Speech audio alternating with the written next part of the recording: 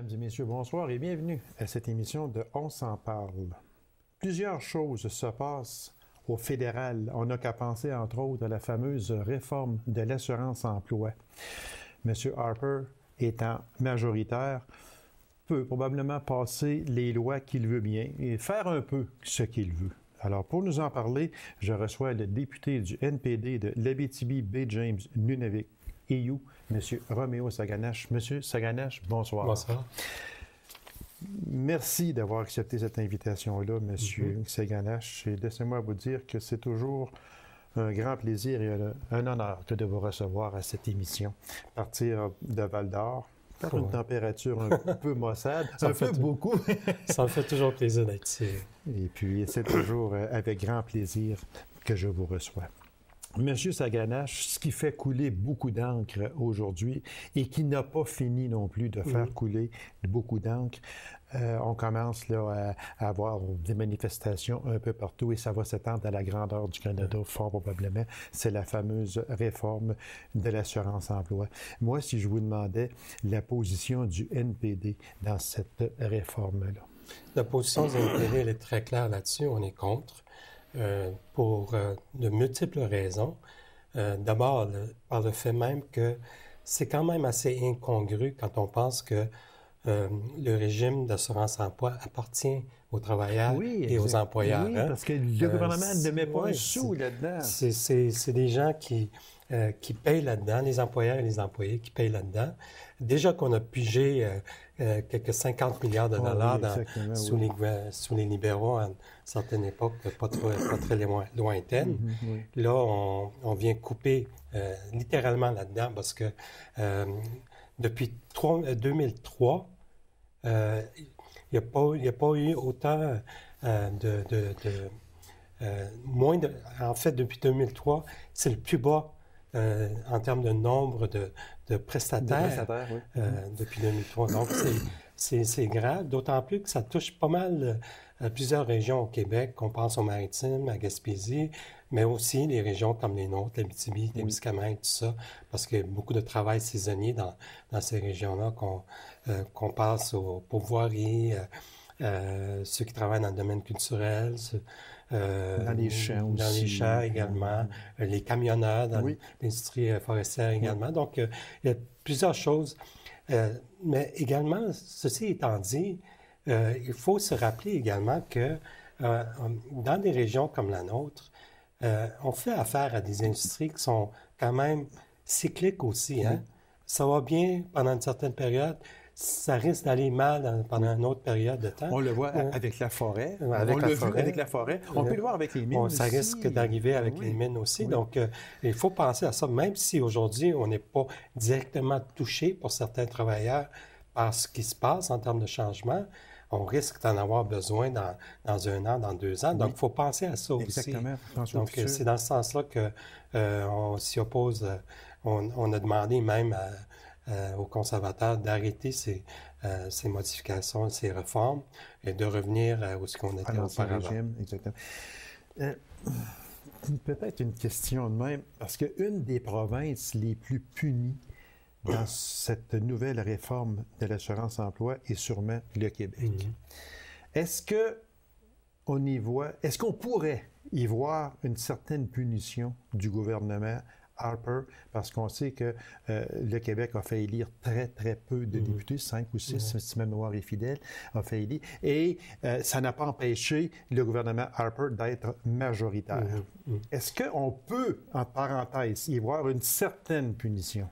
Moi, personnellement, j'espère que c'est pas le cas. J'espère aussi.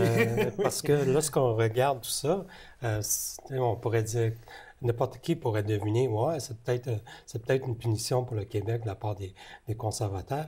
Et d'autant plus, quand on y pense bien, lors de l'élection de 2011, leur slogan était « Votre région au pouvoir » ou « Notre région au pouvoir ». Alors, c'est un peu en dehors du c'est un peu le slogan, contraire qu'on est en train de faire du côté des conservateurs par rapport aux régions et en particulier au Québec. Donc, c'est malheureux. Si c'est le cas, c'est malheureux parce que je trouve ça un peu enfantin de punir quelqu'un qui n'a pas voté pour toi parce que je respecte tellement cette institution qui est le gouvernement et l'institution du bureau du premier ministre que ça ne doit pas être comme ça. Une fois que tu es élu, tu es là pour l'ensemble des Canadiens. Exactement. Pas uniquement tes amis, pas uniquement ceux qui ont voté pour toi. Alors, c'est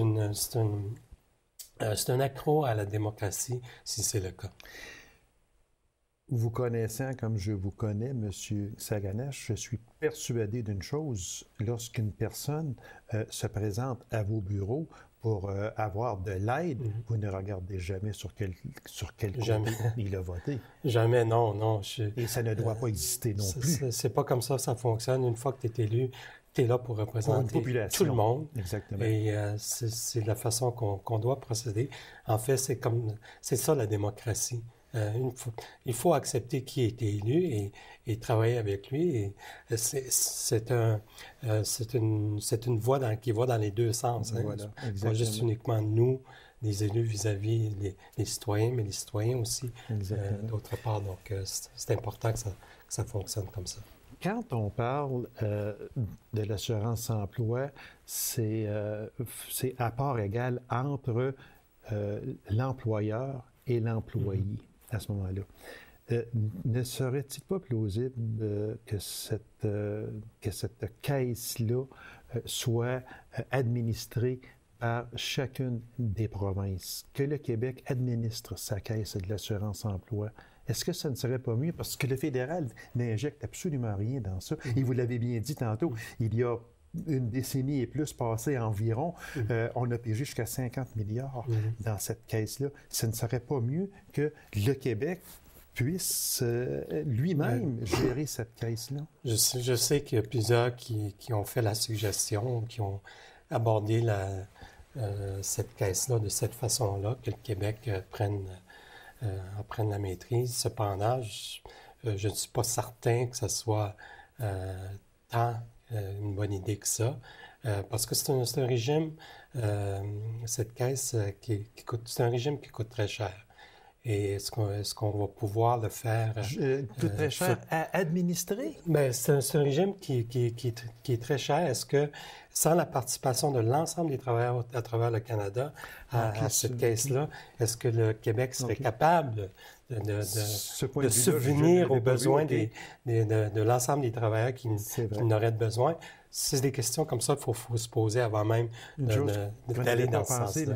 Vous apportez vraiment un bon point, c'est que nous autres, au Québec, est-ce qu'on peut vraiment administrer dans les temps durs, dans les temps morts? On aurait peut-être besoin d'aide à ce moment-là. Donc, c'est des dimensions à laquelles il faut penser quand on aborde cette question-là, de cette façon-là. Donc,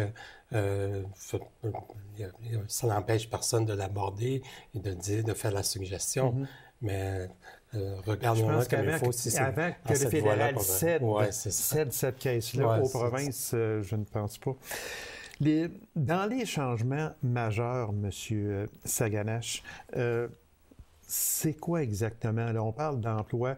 Les personnes qui demandent des prestations et d'assurance chômage, on parle se doivent d'accepter du travail jusqu'à 70% de leur salaire, de leur dernier salaire. On parle aussi dans un rayon de 100 km de chez eux. Est-ce que c'est ça un peu qui fait mal?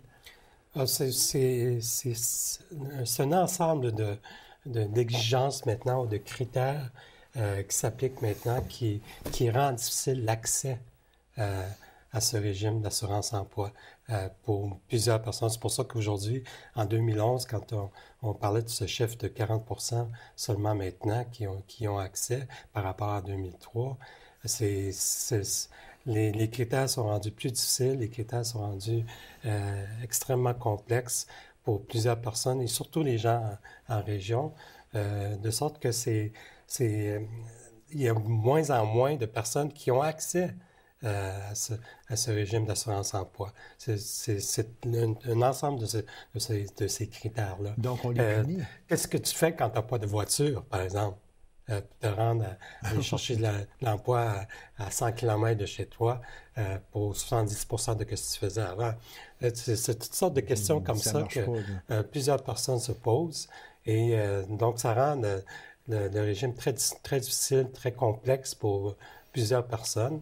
Et je pense que c'était voulu ainsi également de la part des conservateurs, de rendre plus compliqué pour qu'on abandonne. Hein. C'est une tactique qui existe depuis fort longtemps. C'est une méchante tactique parce que là, comme vous dites, là, on punit le simple citoyen qui n'a plus de travail, mais seulement que plus souvent qu'autrement, cette personne-là veut continuer à travailler, mais vous l'avez très bien expliqué, si cette personne-là n'a pas d'auto, on lui demande de s'en aller dans un rayon de 100 km et de travailler à 70% de son salaire. Est-ce qu'il va y aller? Alors là, s'il ne peut pas recevoir d'assurance emploi, il va aller où? Sur l'aide sociale. Exactement. Et le fardeau, à ce moment-là, revient aux provinces. Alors, c'est une des conséquences également de cette réforme des conservateurs à l'assurance-emploi. Le fardeau revient non seulement aux travailleurs qui n'ont plus d'emploi, mais également aux provinces éventuellement quand ils ne réussissent pas à trouver un nouvel emploi. Donc, les conséquences sont très graves et c'est pour ça qu'on a demandé que cette réforme soit arrêtée et qu'on revienne dans l'ancien régime. D'après vous, M. Saganesh, est-ce que M. Harper pourrait faire marche arrière? C'est pas dans sa nature, malheureusement. C'est un politicien là, qu'une fois il a décidé, il continue d'aller de l'avant, peu importe les impacts. C'est pas grave. Peu importe les impacts de ces politiques sont quand même assez graves. Hein? Pas juste au niveau de l'assurance-emploi, on le voit en environnement, on le voit dans ces politiques. Dans plusieurs domaines. Plusieurs domaines. Donc, c'est de sorte que moi, j'estime que c'est littéralement un démantèlement du Canada qu'on connaissait auparavant. Juste, social, empreinte de justice pour l'ensemble des Canadiens. Ce n'est plus le cas. On semble favoriser davantage les amis de M. Harper dans ses politiques. C'est ça qui est malheureux dans tout ça. Il est quand même censé être le premier ministre de tous les Canadiens et pas juste ses amis. Et c'est ça que je trouve déplorable dans ses politiques. Et 2015 est loin. Mais pas très loin. En temps politique, c'est pas très loin. C'est vrai, par exemple, parce que ça passe quand même assez vite. Parce que là, vous avez lancé le chiffre de 40% seulement des personnes qui seraient éligibles à l'assurance-emploi. C'est 6 personnes sur 10 qui ne seraient plus éligibles. C'est énorme. Donc, comme on disait tantôt, le poids va revenir sur les provinces à ce moment-là. Alors, et c'est pour ça que il y a plusieurs mouvements de contestation, de manifestation qui vont quand même prendre de l'ampleur, je pense, dans certaines régions, en particulier à l'Est, là, dans les Maritimes, en Gaspésie. Ça commence. Et ils ont promis qu'ils allaient occuper des bureaux des conservateurs dans plusieurs régions. Donc, c'est ça qui s'en vient. Parce que vraiment, le mécontentement est tellement général et tellement profond que, comme je connais plusieurs travailleurs, ils ne lâcheront pas progresser. Exactement. Mais comment des ministres conservateurs, on ne les nommera pas, mais comment des ministres conservateurs peuvent-ils aller sur des ministres du Québec, entre autres, je pense à M. Paradis, entre autres, peut-il sortir sur une tribune et dire que c'est un des plus beaux projets de loi que le gouvernement puisse avoir? Je m'excuse, mais est-ce que c'est la maman qui regarde son fils qui marche dans l'armée? Il y en a 999 qui n'ont pas le pas, juste seul son fils a le pas. Oui, je pense que les directives qui proviennent du bureau du premier ministre sont assez claires. C'est ça qu'il faut dire, c'est ça qu'il faut faire et on n'a pas rien à rajouter là-dessus. Ça semble comme ça que ça fonctionne parce que prenez juste l'exemple de la période de questions qu'on a tous les jours quand on est en session. Lors de la période des questions, des questions qui sont pourtant très claires, très simples à comprendre. La plupart des ministres se lèvent et lisent leurs réponses. Et ces réponses sont préparées Et par le bureau. vous êtes là pour en témoigner, oui? Oui. Donc, ces réponses-là sont lues, préparées par le bureau du premier ministre la plupart du temps. Donc, même si la réponse n'a aucun rapport avec la question qui a été posée, c'est la réponse qu'on donne à la Chambre. Donc, et on le répète ad nauseam jusqu'à temps qu'on ne pose plus de questions, mais on continue de le faire.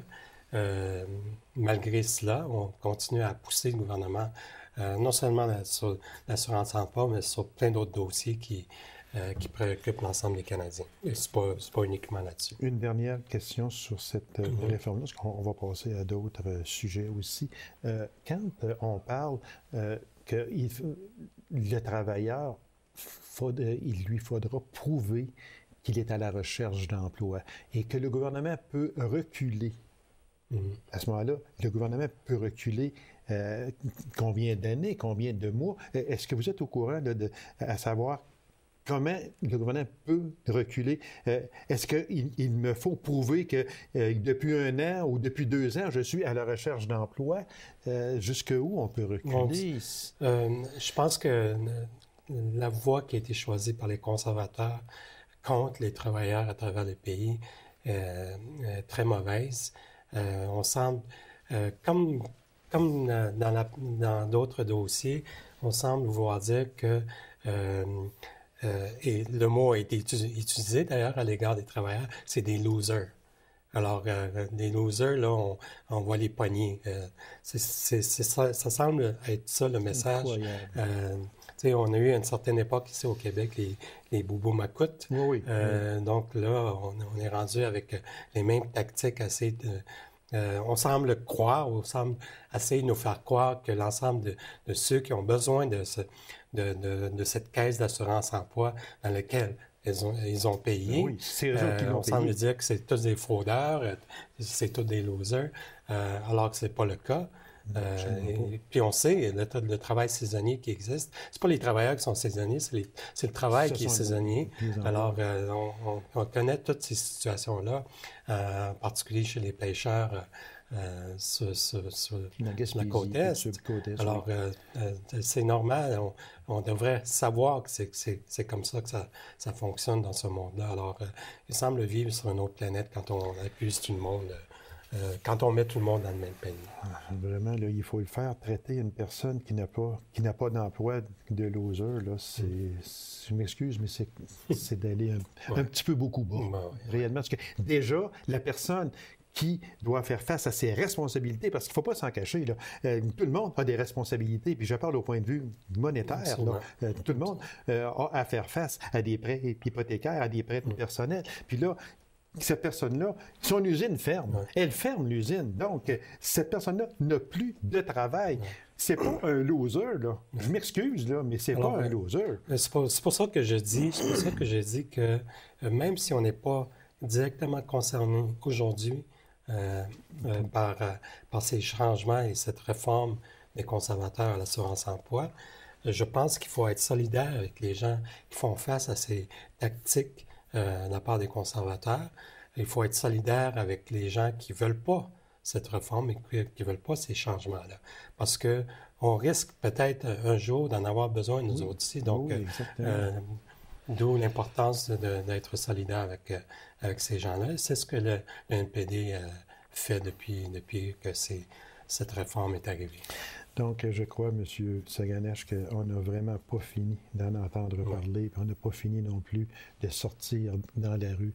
Puis, j'ai toujours été, moi, un petit peu contre ces manifestations. Si elles sont pacifiques, bravo. Mais c'est qu'on sait aujourd'hui qu'est-ce qui peut se produire. Mais quand on se fait, et le mot n'est pas fort en disant quand on se fait voler, tout simplement, on se doit, à ce moment-là, de protester, puis c'est ce qui va arriver, ça a commencé, et je pense que ça va prendre. Et d'autant plus que le printemps s'en vient, alors. Printemps érable? Oui, voilà. On va changer de sujet, si vous me permettez, M. Saganache. Commission Vérité Réconciliation, dont la commissaire est Mme Marie Wilson. Est-ce que c'est nécessaire? Je pense que oui. Quand un pays a passé par des épisodes noirs et tragiques, comme les pensionnats au Canada, on a besoin non seulement de reconnaître qu'il y a eu erreur historique dans ce genre de situation-là, mais également trouver des moyens de réconciliation. Les deux vont de pair. Oui, exactement. Donc, dire la vérité, d'une part, qu'on a fait une erreur. Essayer de réconcilier les deux parties. Et je pense que le gouvernement du Canada s'est excusé pour cet épisode-là. Et maintenant, trouver la voie de réconciliation dans tout ça. Donc oui, absolument nécessaire.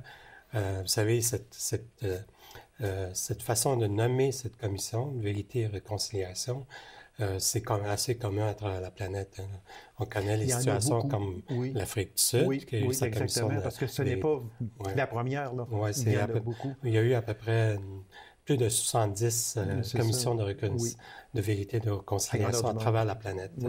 Au Chili, après le régime de Pinochet, en Afrique du Sud, après l'apartheid, donc au Guatemala aussi. Donc, c'est commun et c'est nécessaire dans ce sens-là. Quelles seraient vos craintes de l'après-commission, M. Saganesh? Mais je pense que tout le monde est d'accord pour dire que c'est bien, ces commissions, on met de l'argent dans les commissions. Les commissaires qui siègent là-dessus sont formidables, ce sont des gens qui connaissent bien la situation. La crainte est toujours qu'on mette le rapport de la commission sur les tablettes et qu'on l'oublie. Et comme on a fait avec la Commission royale sur les peuples autochtones, une fois que ça a été terminé en 1996, pourtant, le rapport a plein de solutions extraordinaires pour régler la question autochtone au pays. On l'a serré sur les tablettes et on l'a oublié. Et je crains qu'on fasse la même chose avec cette commission-là. Parce que ce soit au provincial, que ce soit au fédéral, il y a eu des commissions, on a parlé à Bouchard-Taylor, puis on pourrait en nommer. Ce sont des recommandations qui ont été tablettées. Et ça, c'est dommage. Au moins, essayer d'aller voir à l'intérieur, surtout une commission comme Vérité et Réconciliation, c'est à la grandeur du pays. Il y a des choses qui ont ressorti dans ça et qui vont ressortir à nouveau, mais il faudrait quand même faire une après-commission à ce moment-là et donner des résultats. Oui, absolument. Je pense que, ils n'ont pas encore terminé leurs travaux, mais je pense que le défi que la commission a présentement, c'est comment on va aborder l'après-commission. Qu'est-ce qui va ressortir en termes de recommandations? C'est ça qui est le grand défi, parce que, de quelle façon est-ce qu'on aborde la notion de réconciliation au pays par rapport à ce qui s'est passé dans ce dossier-là, qui a des impacts sur un paquet d'affaires aujourd'hui. Donc, c'est ça qui va être difficile parce que la réconciliation est une notion juridique, constitutionnelle, qui a des dimensions politiques. Alors, quelles vont être les actions qui vont être prises par le gouvernement canadien suite à ces recommandations pour la réconciliation constitutionnelle, dans le sens constitutionnel du terme. Alors, c'est pas simple. Mais... Sûrement. Alors, c'est un dossier que vous allez suivre de très près, j'en suis persuadé. Absolument. Monsieur Saganesh, si on parlait de Idle No More, il y a eu une grève de la faim par Mme Teresa Spence. Premièrement, on va établir qu'est-ce que Idle No More? C'est un mouvement qui a commencé en opposition au projet, aux lois omnibus que les conservateurs ont adoptées et qui contenait par ailleurs la réforme de l'assurance-emploi, qui contenait des dispositions qui changent de régime de protection de l'environnement, la protection des lacs et des rivières à travers le Canada, les eaux navigables, les pêcheries. Donc, on a réussi à faire adopter par la majorité conservatrice une loi omnibus qui n'avait, à plusieurs égards, rien à voir avec le budget. Alors, donc, ce mouvement est commencé par ça parce que lorsqu'on change, par exemple, et c'est un des points de protestation, lorsqu'on change de régime de protection de l'environnement au pays, on touche directement les droits des Autochtones. Et les droits des Autochtones, le gouvernement fédéral a l'obligation constitutionnelle, c'est une obligation qui a été affirmée et réaffirmée par la Cour suprême à maintes reprises dans ses décisions. Quand on entame des projets qui touchent directement ou qui affectent directement les droits des Autochtones, que ce soit ancestraux ou issus de traités, on se doit de consulter et d'accommoder les Autochtones. Et en enlevant le régime de protection de l'environnement au pays, mais on atteint ces droits-là et il n'y a plus d'obligation de consulter. Donc, il y a cette partie-là là, qui était importante dans le mouvement I Don't Know More. La grève de la faim de Mme Theresa Spence, est-ce que c'était une bonne chose? C'est une bonne chose dans la mesure où elle a réussi quand même à faire bouger le premier ministre et à accepter cette rencontre avec les leaders autochtones, dont le chef national Sean Atleo. Donc, il y a eu cette première rencontre à laquelle il y a eu consentement pour une deuxième rencontre. On n'a pas encore de date. Là. Il y a un nouveau ministre qui vient d'arriver.